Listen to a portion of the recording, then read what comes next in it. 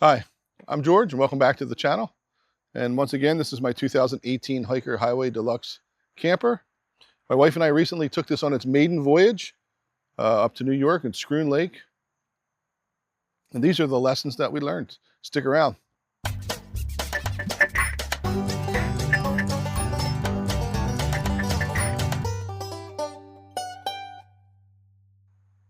All right, welcome back. So these are the handful of things that we learned on this very first journey of ours. And as I said earlier, this is a 2018 Hiker Highway Deluxe. This is a 5x8. It's presently 2025. It's the end of the summer 2025. So this is a 7-year-old vehicle, which we purchased used from an awesome dude in Delaware. And you'll see some of my other videos where we did a lot of upgrades to this. But we got it road ready, and we took it to Schroon Lake, which is about a 5-hour drive from here. And some of the things that we learned, I wanted to share with you. The very first, probably most important thing is, how did this thing tow? Well, it towed great, to be honest with you, but we towed it with my wife's Subaru Outback. We wanted to really give it a chance to shine, and we took it with a smaller vehicle. I would see so many people online using small vehicles like Subarus to tow these micro campers, and we decided to try that, and it worked out pretty well. Most of the time my wife would tell me she didn't realize that she was pulling something, and I guess she could feel it. I could feel it in the braking a little bit, but not much. I guess it affected the gas mileage most. Typically, she would get about 28 to 30 miles per gallon, and I guess it cost us about 6 miles per gallon to tow this thing. All right, so the dry weight of the Highway Deluxe, the 5x8, is around 800 pounds, even if it's at 1,000 pounds. We don't put a lot of gear in it. We don't tow a lot of gear in the camper. We put the heavier stuff in the tow vehicle, and we tow this. So maybe 1,100 pounds when it's loaded and travel. The Outback is capable of towing 2,700 pounds, and it's recommended that at the 1,000-pound mark, you should probably consider brakes. We do not have brakes on this just yet. That is certainly something I want to do in the future. But it didn't seem to really affect the drive or the braking on the Outback. It would be nice to have the brakes for sway. That's my plan for the future. But for the most part, we're going to be towing this with my FJ. The FJ Cruiser can tow 5,000 pounds, no problem. So I think this 1,000-pound weight, 1,100, Lord, totally maxed out, 1,200 pounds.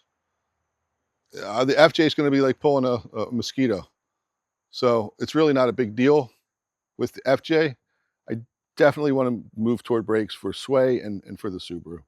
So towing wise, no issues with this thing. I love it. All right, so one of the first things we realized that was very important is a canopy. So we have an awning, one of those cheap Walmart awnings, 50 bucks, whatever. We used that. It worked perfectly great. I'll put some pictures of what we used. And it did work great. It's 10 feet, so it extended the length of the vehicle. It covered up to over here. So, any rain, which we didn't get any rain, but, it would have kept it off of us. The canopy was fine, but I'm pretty sure we're going with an awning. I've been looking at the ARB. It's like 8'8" or something like that. So it's the full length of the vehicle here. Plus it comes out about the same 8 feet. I will need a third roof rack here. So Hiker sells on their Deer Creek store the roof racks. Those are the short ones. And then they also have a longer one. So this will be a longer one that'll level off with those. And then that'll give me 3 mounting points for the ARB awning. It's great to have that awning. It's great to have maybe even sides on it, because it's nice to just be out of the sun. In my head, it was always about rain, and when we went, it was about sun. So it was great to have the canopy, but we will be putting, at some point in the future, the ARB awning on here. We won't be doing a 270. We'll be doing a straight awning. And I'll use the canopy in the back for the galley. So let's move around to the inside. You good? Yep. All right, so on the inside here, everything that we did worked perfectly as we wanted it to. The iPad holder, the new charger up here, space for blankets, clothes. This is the Milliard 4-inch trifold mattress. Right now it's in the bag, using it as a sofa, but this is what it looks like. It's a memory foam, folds out. It fits in here perfectly, okay, from end to end, with about 2-3 inches on each side. This is the full, not the queen. We heard things about the queen about being kind of packed in here, keeping the doors from closing. The full is great because it gives you, just as you can see here, look, just enough space on either side that you can put water bottle, your phone, anything that, whenever you're sleeping, you can just put that stuff along the side. So this was great. And the best part about this, man, I slept like a baby. I don't know what people are talking about and having to put stuff under it. I get for ventilation, but like mattress toppers and other things, this memory foam mattress is amazing. I slept like a baby in here. So that's the one thing I would say. It's not really an upgrade that we need to do, but it worked out. It's lessons learned that worked well for us. Things I needed to upgrade that didn't work well for us was we only had a coat hanger or key hooks on one side. And it was one of those cheap Walmart ones. It was command stripped to the wall there. Well, I slept on this side. My wife slept on this side. Our small dog was with us, our Jack Russell. And in the middle of the night when he had to go out, my wife would have to climb over me to get to his her headlamp, his leash, and of course, I didn't like that. But so what we did was we came up with 2 coat hooks. So I actually built 2 coat hooks, so they match. They match the interior, same color wood. So she has one on her side now. I have one on my side. Hang your headlamp, the dog stuff on this side, whatever. So that was an upgrade that we did since we got back. That was a simple upgrade, obviously, but I can see why it is quite important. Somewhere to put stuff. But for the inside, that's pretty much it. I mean, everything that we planned in here worked well. We learned that, the iPad thing worked. The power supply that we added here worked. Mattress was amazing. Let's go check out the galley. If you've seen any of the other videos, we have these removable containers. These worked great.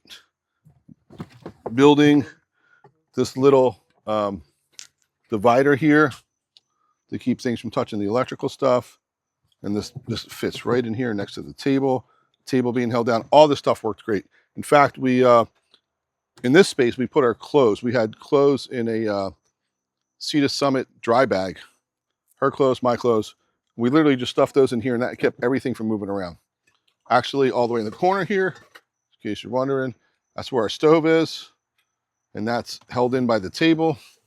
So this worked great. These little things worked great. Lesson learned was that I took some foam, like that interlocking gym mat kind of stuff, just cut strips of it, put one strip on top, and I rolled another one up in a circle and stuck it up under it. That held everything down while we drove. Nothing moved around. There was nothing out of place. Not a single thing was out of place. One of the things we did learn, and I knew this before we left, is the Bouge RV refrigerator. I needed to build a slide out for it. I wasn't sure if I wanted it here, if I wanted it down this way more, if I just wanted to carry it in the tow vehicle. So when we drove out, we kept this in the tow vehicle. It was full, so it was pretty heavy. And I didn't want that weight on the tail end of the trailer. But when we got to camp, I put it in here. And I've done this in the past with build outs in my FJ. put a slide out for the Coleman cooler, the thermoelectric Coleman cooler. It's hard to say. Say that 17 times. And so I need to build a slide out for the bouge. So I have a good bit of room here, so I can build a slide out tray, because what we were doing, every time we wanted to get something, and this thing being full, having to put it out here, hold it with my knee, open it up, get what I wanted, close it back, lift it, put it back in. So that's going to be one of the first upgrades. We'll be going to the Overland Expo in October, Overland Expo East 25 in October, and that's going to be an upgrade that's going to be in there before we leave for that. So that's a must-have. Now, the other thing that we thought was an important upgrade was, along with this table here, and I've showed this in other videos, this is our side table.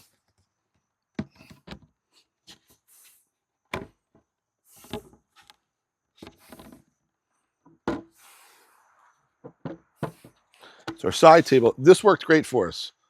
Lesson learned was this worked great. However, my wife felt that we needed a little more, maybe prep area, or use this as prep area and have some more storage area while we were cooking. So she would like a table here. Same style. I'm going to build another one like this. There used to be a table here. The former owners had Velcroed a table. I have more of that extrusion. So I'm going to put that aluminum extrusion here, hook that table on. It's only going to be maybe 10 or 12 inches wide. It'll have a flange that pops down that sits on the fender here. It'll probably be about 36 inches. I don't want it to be in the way of the door getting out and bumping into it. But basically, it'll be another area to put maybe water, condiments, whatever. Just another prep area. So I hope to do that before we go to Overland Expo. And the very last thing that I want to do as lessons learned is we have no exterior electric. We have nowhere to plug in lights. We actually don't even have any lights out here. So what I want to do is, at the very least, put some 12-volt outlets this side and that side. This side would be nice right here somewhere. To just plug in things that we need out here. My wife bought some pixie lights for the canopy. It'd be silly to try to find a place in here. I mean, I do have an outlet in here for the refrigerator. It's a double cigarette lighter type. I could reach in there, but that's just out of the way. I think it would be convenient if it was maybe here or here. And then we could run lights, and we can charge our phones. And maybe if there's one on the other side, we could do something else. I don't know. Brakes in the future.